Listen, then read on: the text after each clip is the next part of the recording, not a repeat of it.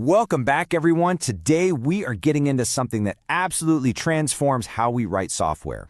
In this explainer, our core mission is demystifying how Python programs actually make decisions. We're going to move way beyond just telling a computer what to do, and we're actually going to start teaching it how to think. Okay, let's dive into this. At its most basic level, a simple program is just a sequential script. It's totally rigid. It's going to run every single line of code you give it straight from top to bottom, no matter what happens. But, well, real life just doesn't work that way, right? And neither should our code. A controlled script, on the other hand, is intelligent. By using control flow, your program can actually choose to skip certain lines, run other lines, or even repeat actions based entirely on the specific inputs it receives. It adapts completely on the fly. So here is our agenda for today. First, the big picture. Second, asking questions. Third, combining conditions. And finally, making decisions. Let's start right off with Section 1, the big picture. What exactly is control flow? By definition, control flow is basically the set of tools in programming that let you dictate exactly which lines of code run, when they run, and exactly how many times they run. Think of it as the vital bridge between a super rigid, predictable script and a highly adaptable, intelligent program. To make this a bit more concrete, imagine driving a car. You don't just mash your foot on the gas and drive in a straight line forever. You react to your environment. A red light? That's a condition that tells you to stop. A roadblock? That forces a branching decision where you literally have to take a different route. And a roundabout is basically a loop. You just keep going around until your specific exit appears. Control flow in Python works exactly the same way, giving your program the ability to constantly react to its digital environment. Moving right along to Section 2, asking questions, comparison operators.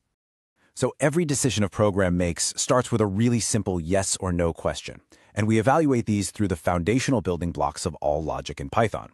We've got the double equal sign to check if two things are exactly equal, like, say, checking if an entered password matches the stored password.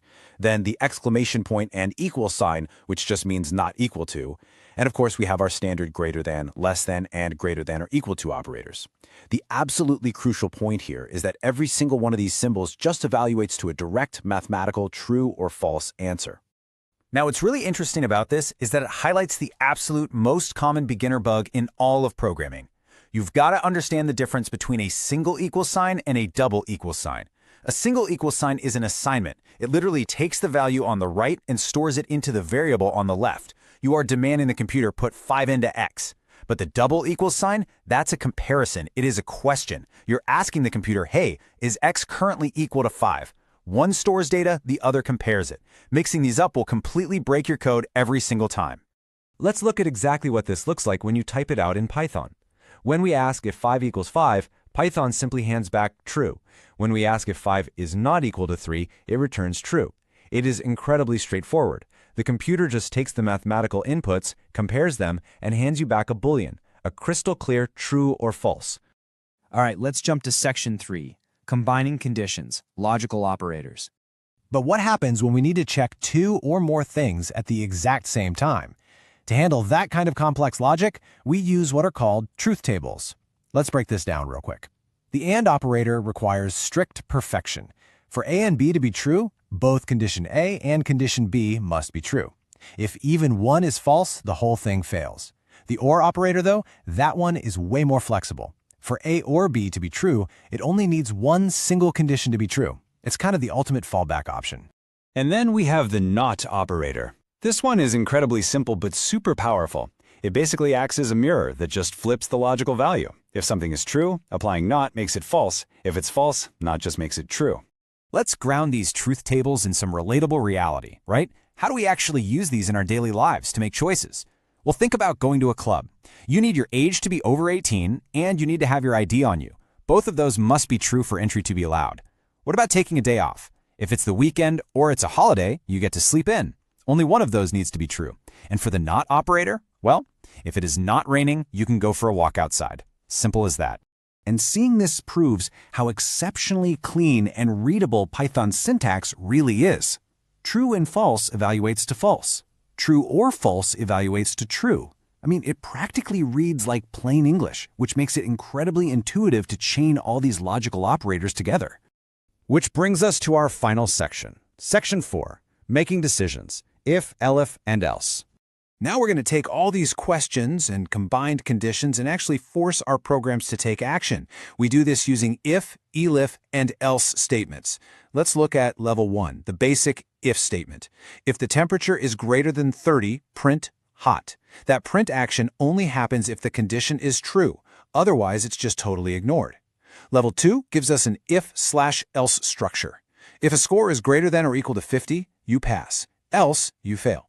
It absolutely guarantees that the program will always do one of those two things. Now pay super close attention to the golden rule here. Indentation. Python absolutely requires you to use 4 blank spaces to indent the code that belongs inside a decision block. That visual space is literally how Python knows which actions belong to which conditions. And this brilliantly illustrates what happens when we string multiple conditions together using elif, which just stands for else if.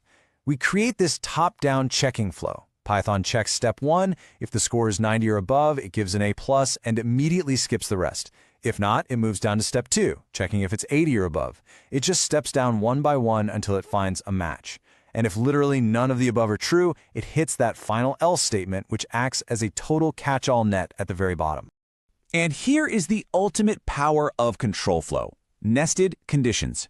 You can literally place decisions inside of other decisions. Think of an ATM. The very first thing the machine checks is this massive gatekeeper condition. Is this card locked?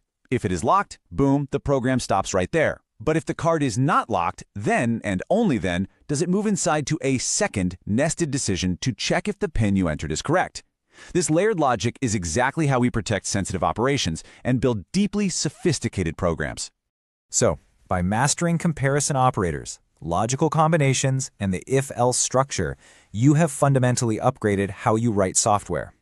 You now have the power to make your code think, evaluate its environment, and adapt completely on the fly. The tools are right there in your hands. So I leave you with this. What complex, real-world decision will you automate first? Keep practicing these logic flows, and I'll see you in the next explainer.